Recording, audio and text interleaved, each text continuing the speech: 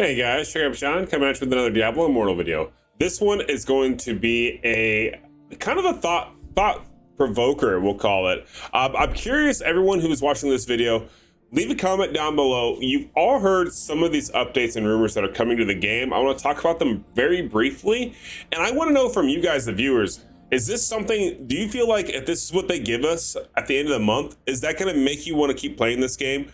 Or do you think Blizzard just kind of like flat out dropped the ball when it comes to this major update that's taken them literally a month to do?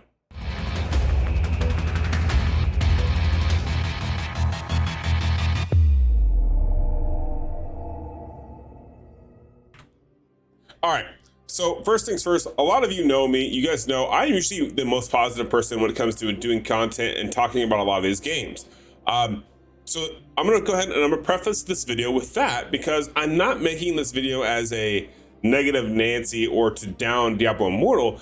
I genuinely want everyone's feedback, because I think as a player's base, I think Diablo Immortal has somewhat listened to us as far as what we've voiced our concerns over in some aspects. Obviously the monetization part, they haven't, and honestly, who can blame them for that, right? That's literally their income, and they have to set bars kind of high so that way they can slowly back them off, and at this point they've kind of set a precedent, so it's not like they can go back and fix that one, right? However, doing these updates, giving us this content that we're asking for, these quality of life things that we're wanting, that is something where I think they are slowly starting to listen to us and take into consideration. So with that being said, we have a data leak that was, what was this, posted on Reddit a few days ago. I think some of this information was posted a little while ago, but I just now I'm seeing it actually on Reddit, so let's go ahead and pull it up here. I'm sure you've seen a lot of people's videos where they've kind of covered on the link as like, hey, this is what's to come, and that's great, but I want to talk about what this could mean, right? So let's just go from that aspect of things. So as you can see here, this was leaked. What is it? It says 1 day ago was when this was updated, right? So as of a day ago, this was updated, and it's basically summarizing what kind of stuff that we have coming at the end of the month. So for those of you who don't remember, Blizzard said earlier last month that all this month of September, we're going to get these events that are going to get launched, which we've started to get. I think right now we just got into, what is it, the Scorched Sea event, which they said that was going to come back, which that's an event that I approve of. I thought that was a pretty good one for resources and stuff that they're going to give you for very minimal effort, like I had to put forth for it, right? So they said we were going to get these type of events. However, they also stated that instead of having the every 2-week update, that they're not going to do that. That this month you're getting absolutely nothing until the start of next month. So at the start of October is when this major update is going to release. Now, I did a video on it talking about it, kind of speculation on if we think it's going to be worth it or not. I don't know if you guys watched that video or not, but I basically just put it out there as far as like how it would make me feel if they add this type of content. So let's talk about this really quickly. So we have, as of right now, the leaked information. Keep in mind, this is leaked information. None of this is confirmed. This is all data mined. Now, I will talk about one topic that will be, I guess, proven, so to speak, that Wyatt Chang posted as well as a rebuttal to some of this. So that part should be an actual part of the update. But let's talk about some of this to begin with. So we have Season 5's new Helliquary Boss, which is going to require a 6,175 combat rating, right? So we have that. So that means we're gonna get more Helliquary bosses, which I don't know that it really is necessary at this point, guys. I don't think these are detrimental enough. I mean, you're gonna fight Helliquary bosses 2 times a week, and that's it for part of your Warband raid. If you're fighting it any more than that, you're just wasting time and resources. You're not really getting anything out of it. So I don't know that offering these types of things is beneficial, in my opinion. To me, this is a waste of time because there's not enough mechanics in these fights to dictate the need for them. Now, let's say these guys were super tanky and it's still the same attack that they have and would require certain mechanics to fight the bosses, similar to like a World of Warcraft raid boss or Final Fantasy Savage Run boss, where you have to have certain mechanics. Now that I could see where adding these types of things would be awesome and very exciting for the game, like generating hype. But I don't think in general, just by adding a new Helliquary boss to scale with us when we go into Hell 5 is really worth the time and investment, and personally anyways. So this is a complete bust in my opinion. but it is what it is. So this is part of it. The next thing we have is a new 5-star gem. So let's go ahead, a new 5-star legendary gem right here. Now with this gem, it is a beta gem. Frozen Heart is making its return to the game. Basically that was going to be listed as a support type gem, to where it would be a shield, as well as when you got hit, it would be like a shield mechanic that would slow the enemy. It has potential there. It has something where you could actually potentially use that for like PvP type content, especially like, for example, characters who are playing as a demon hunter, right? Like we're not going to really use the Phoenix Ashes legendary gem or 5-star gem. So this would be a good swap to that one for that last slot per se. But yeah, overall, that's okay. I don't think adding new gems is either a good thing either, because let's be honest, it just brings up that sore topic of monetary value in the game and spending. So far, not so hot, but definitely leave comments down below. Like, what's your take on this, right? So that's topic 2. Now let's talk about what we have next. Next we have the Silent Monastery new dungeon. Okay, so now we have a new dungeon. Now this part of it I think is pretty cool. I really feel like they need to shake it up, add a little bit more as far as what's needed in game, and new content like this is always much appreciated, because it does break up a little bit of the monotony. And on top of that, now there is it's located in Mountains of Vane, and it's going to give us this Gloom Guild's prize new 6-piece set, which is basically going to revolve all around the dash type skills, which, let's be honest here, 9 out of 10 of you are using some sort of dash skill or mobility skill on your character. It's not been confirmed if this is going to work for the Demon Hunter, but I would assume Daring Swing will fall underneath this purview of a dash skill, right? By dash, it probably means mobility. So that in itself it could be a positive thing. Obviously, it'll do increase your damage done after using a dash skill, increase your critical hit chance after using a dash skill. That's something that's very beneficial to in most builds. You want to stack as much crit chance as possible, so that could be part of a mechanic of teleporting or getting into a herd, getting all that crit damage, and then boom, destroying them. And also talking about it can do like possible like fear, which then would proc with probably like Chip of the Stone Flesh. Maybe I would assume it would, because we don't actually state on Chip of the Stone Flesh that it has to be like a skill that's doing this, right? So a set item could possibly proc this and Chip of the Stone Flesh, which that could be a really good combo. So I like that they're adding this type of mechanic into it, because no different than like D3, right, which is the predecessor to Immortal. They're kind of taking some of that uniqueness of builds, of circumstances, and then kind of giving us more options to blend them together. I feel like if that's the take that they're going to go with Immortal at this point, I think that'll be good, because as of right now, in my personal opinion, there's like 2 builds that are really viable for like a Demon Hunter.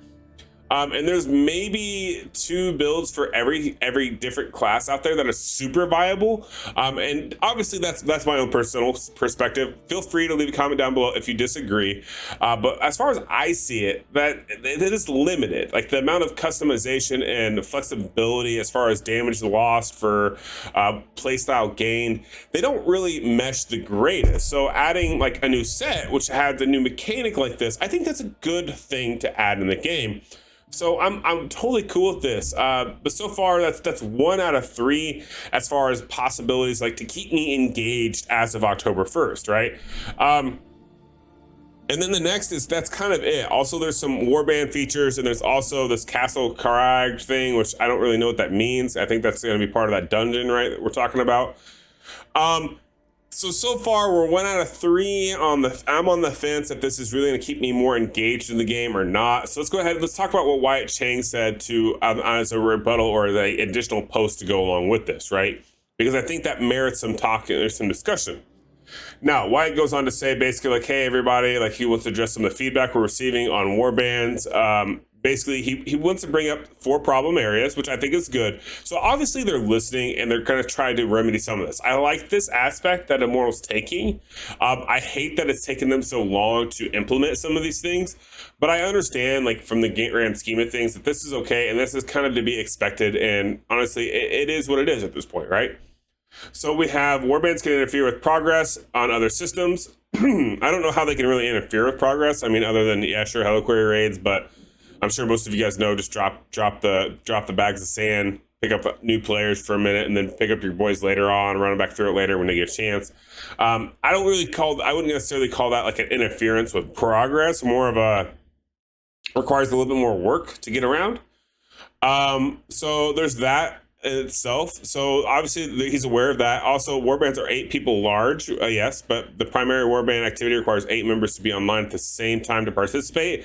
This is a problem. I feel like everyone faces this problem. Most people that are in active clans don't have this problem, but I feel like inactive clans or smaller clans really face this problem, especially just players in general who are in maybe like less populated servers.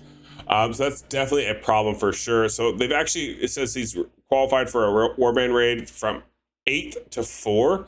So that's great. So that means if you have like say a warband of like 4 to 6, so to speak, and you just keep rotating in flex points for like 2 or 3 other people, that's really good, because that means you don't have to do like the warband raid section and only have 8 people that are online. Like you could have like maybe a party finder that'll allow it to target and say, hey, I queued up with a regular raid, but I have 4 people in my party for this warband raid, which is probably why they came up with 4, right? Because you can be in a party of 4.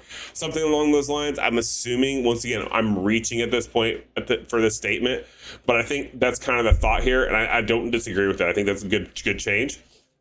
Warband rewards are not always viewed as worthwhile for the effort. They're not at all. Like I even if you give me legendary items at this point, it's not going to be worth my time. So I'm really curious what they're going to change here. I don't know if they can actually give me something to say and justify that it's worth my time. I really don't. I doubt what Wyatt and them are going to offer us is going to be worth it. But I do appreciate the thought that they understand that there is a lack thereof. And instead of listening to us when we're like, hey, get rid of warbands completely, they're like, hey, how about we try to meet you guys in the middle? I'm always all for a good compromise, right? Last but not least, warbands don't offer meaningful and unique gameplay experiences. They don't. They really don't. And that's why I say I don't know what you can do to salvage them.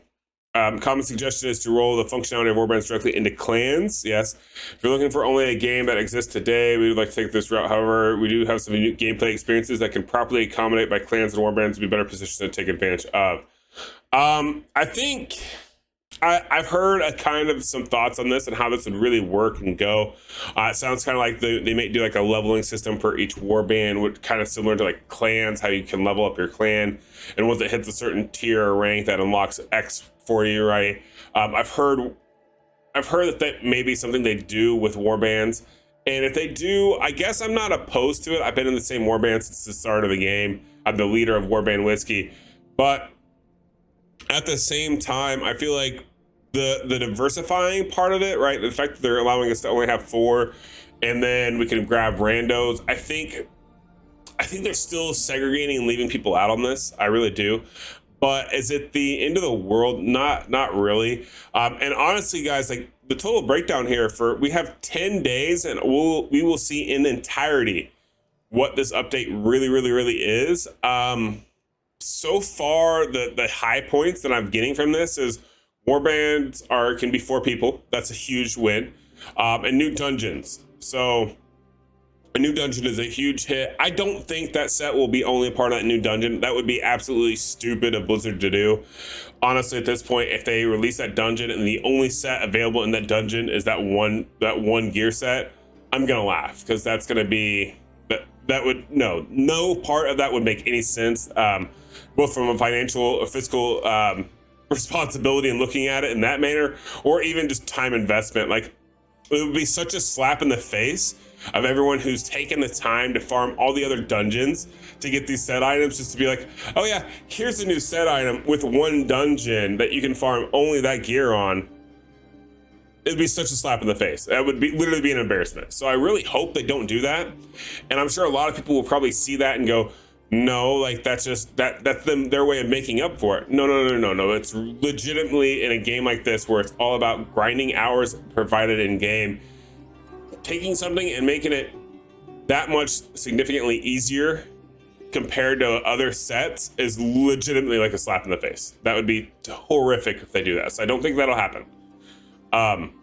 But I think those two things themselves are plenty good developments. I think what I need to know is okay, well, what's afterwards? Like, are we gonna have these major content drop, which I think is just awesome. I'm excited so far from these leaks.